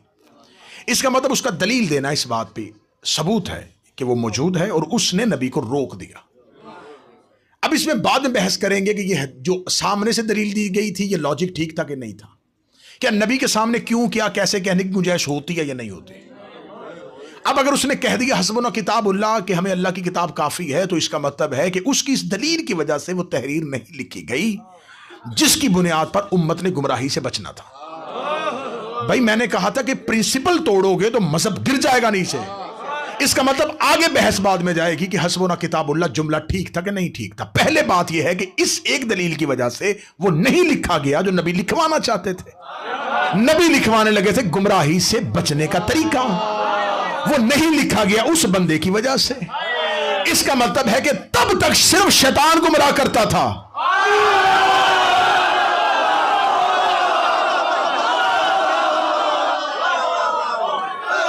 मेरे लॉजिक में हल्की सी झोल हो तो उठना मिंबर के आगे से, हल्की सी कहीं खलश नजर आए कि दलील बेवजनी है, उठना मिंबर के आगे से। मैं सामने से खड़े होकर सवाल करने वाले को अपना मोहसिन समझता हूं, या मैं उसको सिखा देता हूं या मैं उससे सीख लेता हूं। शिया मजहब में मिंबर पे बैठने वाली कोई अथॉरिटी हरफ आखर नहीं है। यहां मिंबर से सिर्फ तुम्हें यह बता सकते हैं कि उन्होंने यह कहा था। अगर मैं मिंबर से कहूं मैं ये कह रहा हूं, यहां से पकड़ और उतार दो, यह मजहब इस बात की इजाजत ही नहीं देता कि यहां अपने जाती मौका पेश किया जाए। अब सामने से उसने कहा कि नहीं चाहिए, इसका मतलब है गुमराही का वो नुस्खा कीमिया वो नहीं लिखा गया उस बंदे की वजह से। इसका मतलब अब अगर कोई गुमराह होगा तो कसूर सिर्फ शैतान का नहीं है। तो अब इसका मतलब है जब आऊज़ बिल्लाह पड़ी जाती है तो सिर्फ शैतान से पनाह नहीं मांगी जाती, तबर्रा करते सारे हैं, तरीका मुख्तलिफ है। ठीक हो गया, बस दलील खत्म हो गया। दो जुमले मुसाहिब के मुझे पढ़ने। अब यहां पर मैंने यूके में एक खमसा पढ़ा था 1 साल कबल या 2 साल कबल। मैंने उस पर हदीस किरतास पे किबला 5 रोजा मजालिस पढ़ी थी, पूरी इसी एक हदीस पे। तो पाकिस्तान से एक मौलाना ने मेरी उस वीडियो का क्लिप लिया और उसने साथ ही लगा के उसने वायरल कर दिया। उसने कहा देखें जी, आसिफ अलवी ने ये कहा है कि एक शख्स ने उठ के खड़े होगा तो ठीक है, हम तो मानते हैं, उन्होंने कहा, लेकिन उसने अगली जो दलील दिया वो गलत है। अब मुझे ये बताए, वो जवाब दे कि नबी ने कहा कि मैं तुम्हें कुछ लिखवा दूं। ये लिखवाना नबी अपनी मर्जी से लिखवा रहे थे या अल्लाह के हुक्म से? ना सुनिए, वो कह रहा अगर वो अल्लाह के हुक्म से लिखवा रहे थे और नबी को अल्लाह ऑर्डर करता है और नबी सिर्फ उस पर इंप्लीमेंट करता है और नबी अल्लाह के खबरों को पहुंचाता है, तो इसका मतलब है जो नबी लिखवाना चाह रहे थे वो अल्लाह चाह रहा था। और एक शख्स ने खड़े होकर कहा हमें नहीं लिखवाना और नबी खामोश हो गए। या तो नबी उसको कह देते कि नहीं नहीं लिखवाओ, या तो वो काम इतना जरूरी नहीं था। अगर वो इतना जरूरी होता तो एक बंदे के इनकार करने की वजह से नबी अपनी तबलीग से तो नहीं हट सकते। या तो आसिफ अलवी ये मिंबर पे एक्सेप्ट करे कि वो लिखवाना इतना अहम नहीं था, वो डॉक्यूमेंट इतना जरूरी नहीं था। और अगर वो डॉक्यूमेंट इतना जरूरी था तो फिर ये मानना पड़ेगा जो शख्स ने सामने से खड़े होकर कहा वो बंदा इतना अहम था, वो इतना इंपॉर्टेंट पर्सन था, वो इतना जरूरी इंसान था कि उसकी एक दलील की वजह से नबी ने भी इरादा बदल दिया और अल्लाह ने भी इरादा बदल दिया। अब या तो वो दोनों में से एक चीज मानने, या डॉक्यूमेंट जरूरी नहीं था या वो शख्स जरूरी था। और मुझे अब उसके जवाब का इंतजार रहेगा। तो हम तो बैठे होते हैं। अच्छा नौकर वो होता है जो तनख्वाह ले तो हलाल करे। इमाम हुसैन हमें इसी बात की सैलरी देते हैं, इसी बात की तनख्वाह देते हैं। पूरी दुनिया में जाते हैं, मोमिन दूर दराज से आए। ये मोहब्बत ये किस लिए मिल रही है? जात की वजह से, मेरी वजह से? मैं कौन हूं? मैंने फौरन उसका जवाब रिकॉर्ड करवाया। मैंने कहा मौलाना आपको गलती हो गई, मेरी तकरीर आप पूरी सुने। आप कहते हैं नबी ने नहीं लिखवाया। नबी ने लिखवा दिया था, नबी ने लिखवा दिया था और वो लिखा हुआ है। आप कैसे कह सकते हैं कि वो डॉक्यूमेंट लिखा नहीं गया? वो लिखा गया है, वो है। आपको क्यों नजर नहीं आ रहा? आप वो डॉक्यूमेंट पढ़ें, गौर से पढ़ें, है। नबी ने कहा मैं तुम्हें कुछ ऐसा लिख दूं ताकि मेरे बाद गुमराह ना हो जाना। अल्लाह ने कहा था मैं खलीफा बनाने वाला हूं। अल्लाह ने ऐलान इसलिए किया था कि मुझे सामने से इशारा करके ना उठाना पड़े। मैं इधर से ऐलान करूं, वो खुद ही उठ के खड़ा हो जाए और दुनिया को पता चल जाए कि इन मासूमीन में शैतान कौन बैठा था।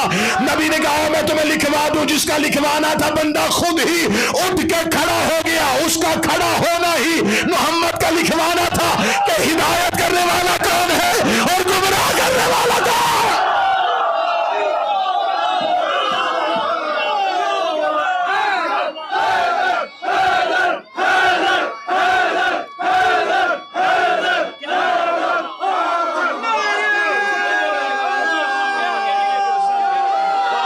बिस्मिल्लाह।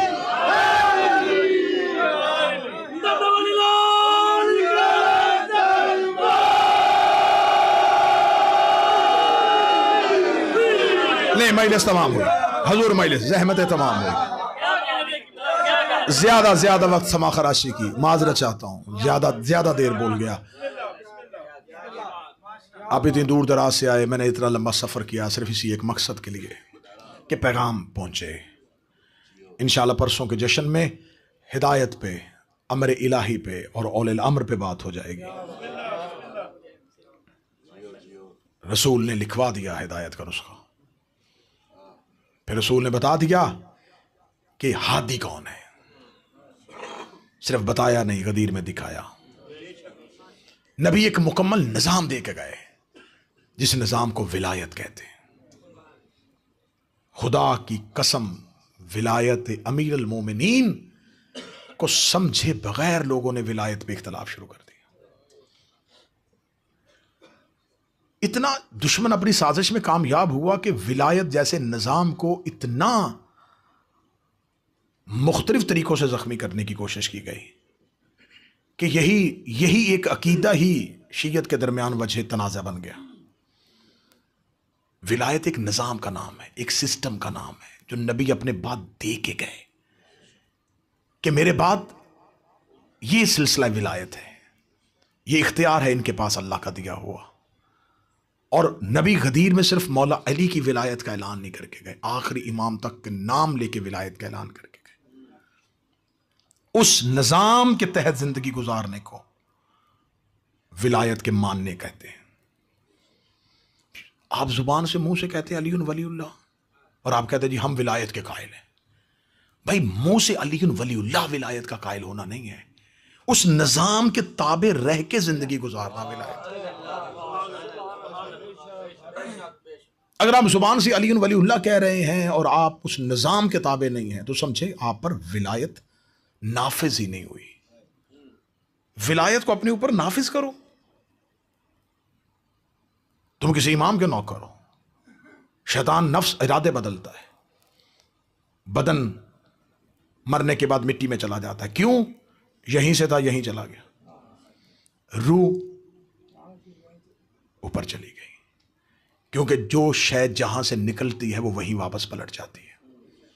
हर चीज अपने असल की तरफ पलटती है। जिस्म मिट्टी से था मिट्टी में चला गया, रूह नूर से थी आलम अनवार में चली गई। मौत बदन को नहीं आई। आंखें हैं देख नहीं रहा, कान है सुन नहीं रहा, जुबान है बोल नहीं रहा, हाथ है हिला नहीं रहा, रूह चली गई। मौत रूह को भी नहीं आई, वो तो मुंतकिल हो गई, वो तो आलम बरज़ख में जाके क़याम पजीर हो गई। अब मौत किसे आई है? जिस्म को नहीं, वो तो घर में पड़ा है। ये सामने बिस्तर पे ये बदन है, जिसका मतलब मौत बदन को नहीं आई। रूह नहीं, वो तो निकल गई, रूह परवाज कर गई, रूह परवाज कर गई। ये लफ्ज सुनते हैं, इसका मतलब फिर मौत तो रूह को भी नहीं आई। मौत किसको आई? कुल्लु नफ्स, मौत नफ्स को आई। उसको मौत आई जो ख्वाहिशें पैदा करता था। बड़े घर में रहना बदन की ख्वाहिश नहीं है। बदन को सोने के लिए उतनी ही जगह चाहिए जितना बदन का कद है। बदन की ख्वाहिश में बड़ा घर बड़ी गाड़ी बदन की ख्वाहिश नहीं है। अकाउंट्स में बहुत ज्यादा पैसा होना यह बदन की ख्वाहिश नहीं है, ये नफ्स की ख्वाहिश है। नफ्स वो सवार है जो बदन के घोड़े पे बैठ के इसको ख्वाहिश के ताजियाने से दौड़ाता है। जिस्म थक जाता है नफ्स की ख्वाहिशें पूरी करता करता, क्योंकि नफ्स हाकम हो जाता है बदन पे। हलाल कर, हराम कर, ये कर, ये कर, ये कर, ये कर, ये कर, ये कर। वो ख्वाहिशों की मशीन इतनी तेज कर देता है कि बदन कितनी जल्दी मौत के करीब उसको पहुंचा दिया, बीमारियों के करीब पहुंचा दिया, बदन को पता ही नहीं चला। वतन आपका हिंदुस्तान और पाकिस्तान है, यहां क्यों आए थे? क्यों हिजरत की? मोहब्बत में वतन छोड़ा? नहीं, ख्वाहिशात में। अच्छा घर बना लेंगे। आप में से कितने लोग हैं, मैं दियारे गैर में जाता हूं, जब से वतन छोड़ा है मैं आप जैसा ही मुसाफिर की हैसियत से हूं। जहां जाता हूं मुझे खबर है, मैं पहले यहां बैठ के अपने ऊपर मजलिस तारी करता हूं, फिर यहां बैठ के पढ़ता हूं कि यहां पे बैठे वाले लोगों का मजाज क्या है, वो क्या सोचते हैं, उनकी जहनीयत क्या है, उन पे होता क्या है। कितने लोग ऐसे होंगे जो मेरी बोल के गवाही दे के आए थे कि बस ये वाला काम हो जाए तो वापस चले जाएंगे, और फिर जिंदगी गुजर जाती है। क्योंकि ख्वाहिश मां है, ये ख्वाहिश का बतन से बड़े बच्चे पैदा होते हैं। छोटी छोटी ख्वाहिशें, फिर छोटी, फिर छोटी, फिर और बड़ी, फिर और बड़ी, फिर और बड़ी, फिर और बड़ी। घर की ख्वाहिश थी, फिर घरों की हो गई, घर बन गए, फिर प्लॉट्स की हो गई, छोटी गाड़ी से बड़ी गाड़ी, छोटे बिजनेस से बड़ा बिजनेस। ख्वाहिशें करते करते करते पूरी करते करते करते बदन थक गया, चूर हो गया। आखिर ये हुआ कि वो जिसने ख्वाहिशें पैदा करनी थी, वो जो ख्वाहिशें पैदा कर करके बदन को थकाता था, वो मर गया। जो ही वो मरा, अब इस बदन में इतनी ख्वाहिश भी नहीं है कि मुझे घर के कीमती बेड पे कब्रिस्तान में ले जाओ। वो जो बदन सारी जिंदगी नफ्स की ख्वाहिशें पूरी करते के लिए चूर होता गया, उस बदन को उठा के घर से कब्रिस्तान मुंतकिल करने के लिए उस चारपाई का इस्तेमाल हुआ जो मस्जिद में खैरात में गिनी थी। ऐसा ही है। वो जिसके देखे बगैर औलाद जीती नहीं थी, वो 4, 6, 8 घंटे से ज्यादा उस जिस्म को घर में रखने के लिए तैयार नहीं है, क्योंकि मोहब्बत सिर्फ उस बदन से नहीं थी। वो ख्वाहिशें पूरी करता था तो वो बाप था, वो ख्वाहिशें पूरी करता था तो वो बेटा था, वो ख्वाहिशें पूरी करता था वो शौहर था। अब वो कुछ भी नहीं कर सकता, तो अब ये एक लागर, एक मरा हुआ बदन किस काम का? जाओ इसे दफन कर दो ज़मीन के गड्ढे के अंदर। सारी जिंदगी तुमने कोशिश की और तुम्हारा यकीन है कि तुम्हारा इमाम मौजूद है और इसी दुनिया में है, लेकिन तुम इमाम का ज़हूर मांग रहे हो। लेकिन इमाम, और ये बात ज़हन में रखना चाहिए, हम इमाम के ज़हूर के मुंतज़िर हैं, हजूर के कायल हैं।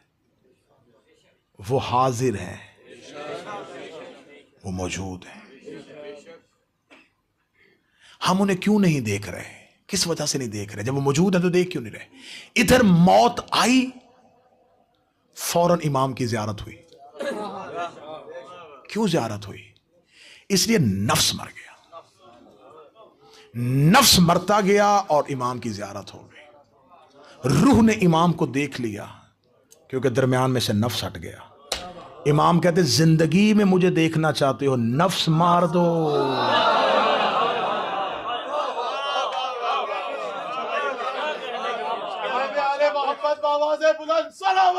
अल्लाहुम्मा सल्ली अला मुहम्मद। नफ्स की मौत, इमाम से मुलाकात। जिसने नफ्स मार दिया उसने इमाम को देख लिया। बस आज से तय कर लो कि ख्वाहिशों के दामन को छोटा करना शुरू कर दो। जहां वो ज़र्ब लगाता है उसको चट्टान बना लो। अपना इरादा शैतान को बदलने न देना। हुसैन की मां ने तुम्हें सजदों में मांगा है। तुम मखलूक हो दुआए ज़हरा की, क्योंकि उसने कहा था कि बाबा मेरे हुसैन को रोएगा कौन? ये जो आंखें हुसैन को रोती हैं, ये तख्लीक हुई थी ज़हरा की हसरत की वजह से। हम क़यामत तक के लिए रोते रहें, सकीना के रुखसार के एक नील की कीमत में। मौला तुम्हें अपने घरों के साथ आबाद रखे। हुसैन की मां तुम्हें किसी का मोहताज ना करे। सादात व गैर सादात चाहा था शैतान ने यजीद के जरिए से, मैं दुनिया से निज़ाम इमामत को ख़त्म कर दूंगा। लेकिन करबला में सरे हुसैन कटने के बाद खैमों से 3 किरदार बाहर आए। एक बहन, एक बेटा और एक बेटी। बहन का नाम ज़ैनब था, बेटे का नाम सज्जाद था, बेटी का नाम सकीना।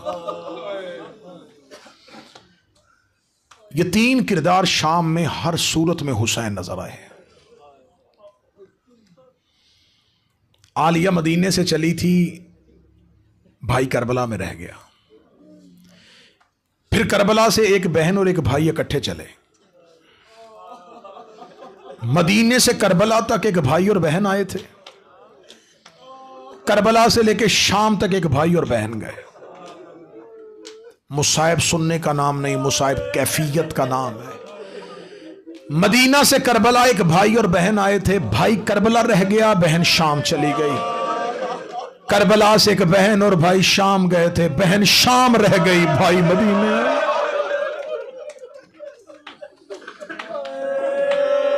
करबला तक आते आते एक बहन का भाई का नुकसान हो गया और करबला में शाम पहुंच गए, एक भाई का उसकी बहन का नुकसान। एक का भाई करबला रह गया, एक ही बहन शाम रह गई। वो जो करबला तक आई थी वो पर्दे में आई थी।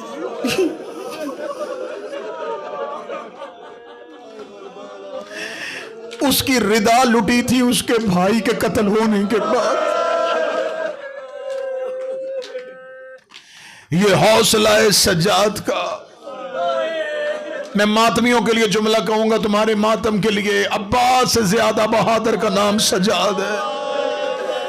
अब्बास से ज्यादा शुजात है सज्जाद। अगर कोई कहे दलील क्या है, मैं दलील देता हूं। सज्जाद की जगह अब्बास होते पहले ही मोड़ पे मर जाते। ये हौसला सज्जाद का था, ये हौसला इमामत का था। हर मोड़ पे बहन रो रो के कहती रही, सज्जाद मुझे चलता हुआ देख।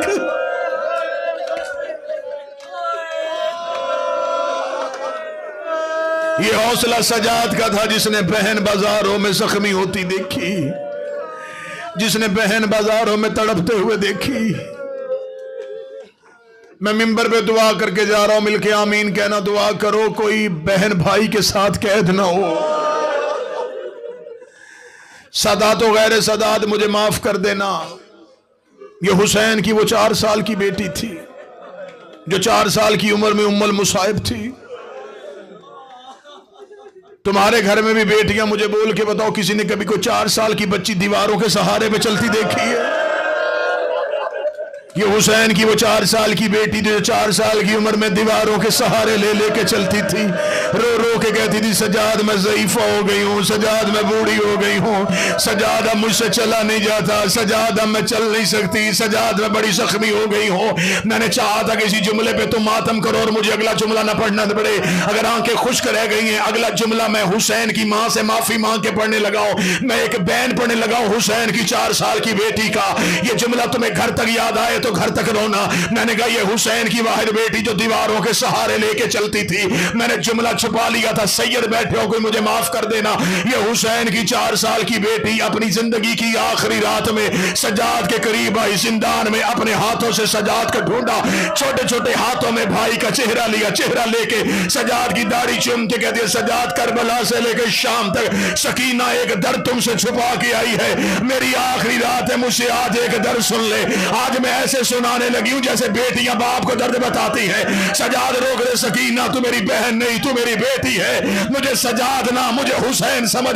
सकीना ने सजाद के गले में बाहें डाली, रो के कहती है, मुझे तेरी गुर्बत की कसम, मुझे अब तेरा चेहरा नजर नहीं आता।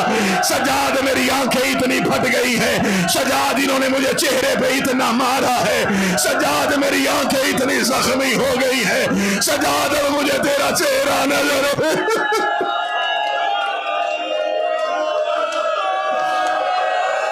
अल्लाह इन आवाजों पे रहम फरमाए। हुसैन की माँ तुम्हें किसी का मोहताज न करे। वो शबे जुमा चीखे मार के रोने वालों, रो रो के कहती सजाद मेरा चेहरा बड़ा जख्मी हो गया है। हुसैन की माँ जख्मी थी, हुसैन की बेटी भी जख्मी थी। वो जो हुसैन की मादर गरामी जख्मी हुई, उस सैयदा को एक ताजियाना लगा था और वो दाएं हाथ से तस्बीह न कर सकी। हुसैन की बेटी करबला से लेके शाम तक शिमर के हाथ में लोहे का ताजियाना, हर मोड़ पे बार बार गिरती, रो रो के कहती चचा अब्बास आंखें खो।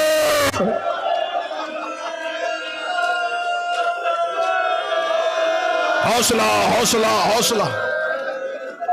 सिर्फ मुझसे सुन लेना इस बहन और भाई के मोहब्बत की 2 बातें।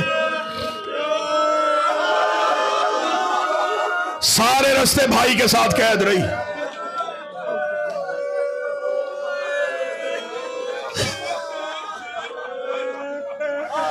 वो जो मरना चाहता था वो जिंदा रहा, वो जो जीना चाहती थी वो मर गई। ये जुमला मैंने सिर्फ मुसाहिब में, खिताबत में नहीं पढ़ा। हर मोड़ पे सजाद कहते थे, अम्मा दुआ कर तेरे सजाद को मौत आ जाए। वो जिसने मौत की दुआएं मांगी वो बाजार शाम में जिंदा रहा। और जो जिंदान में रेत के तकिए पे सर रख के कहती थी, सजाद परिंदे घरों को जाते हैं, कभी मैं भी मदीने जाऊंगी। वो जो मदीने जाना चाहती थी वो शाम रह गई। आज भी करबला जाओ, मौला हुसैन तुम्हें जियारत का मौका दे। मैं शबे जुमा दुआ दे के जा रहा हूं, हर आंख करबला की जाहिर बने। आज भी मौला हुसैन की जर्री पे देखो, उलमा कहते 3 जियारतें पढ़ना। सिर्फ यहां पर हुसैन ही दफन नहीं, इसी जर्री के अंदर हुसैन का अकबर भी दफन है, इसी जर्री के अंदर हुसैन का असगर भी दफन है। अली असगर की जियारत भी पढ़ो, अली अकबर की जियारत भी पढ़ो। उलमा कहते अली अकबर मौला हुसैन के पहलू में दफन है, तो जाहिर समझता है शायद असगर दूसरे पहलू में दफन है। जाओ जाके करबला में, मैं 5 साल से हुसैन के हरम में जाता हूं, 5 साल से मैंने उलमा से सुना है असगर हुसैन के सीने में दफन है। अगर नहीं रो सके मैं ज़ियारत नाहिया से एक जुमला पढ़ूं, मेरा बारवां इमाम कहता मेरा सलाम उसी मासूम पे जिसकी कब्र हुसैन की पसलियों में है, जो आज भी हुसैन की पसलियों में मदफन है। बेटे करबला रह गए, बेटी शाम रह गई। वो जो बाप के पहलू में सोती थी, वो जो बाप के सीने में सोती थी, वो जिसे बाप के सीने के बगैर नींद नहीं आती थी, वो शाम में रह गई। आखिरी रात आई हुसैन की बेटी की, रे से तड़प के उठी, भैया सजाद, सजाद मुझे एक बार बाबा मिला दे। मौला सजाद की आवाज है, सकीना कैसे मंगवाऊं? फरमाया मुझे बाबा का सर मंगवा। इतने दिन हो गए जिंदान में मैंने बाबा नहीं देखा। सजाद मुझे बाबा का सर मंगवा दे। मौला सजाद ने जिंदान की दीवार पे हाथ रखा, दरोगा को आवाज दी, तेरी कोई औलाद नहीं है? कहता मेरी औलाद है। फरमाया मेरी बहन बड़ी रो रही है, वो बाबा का सर मांग रही है। ये मलौन सिपाही देखा था, तेरी बहन तो बहुत रोती है, क्या दलील है कि मैं सर मंगवा दूं तो ये चुप हो जाएगी? सजाद रो के कहते आज के बाद नहीं रोएगी।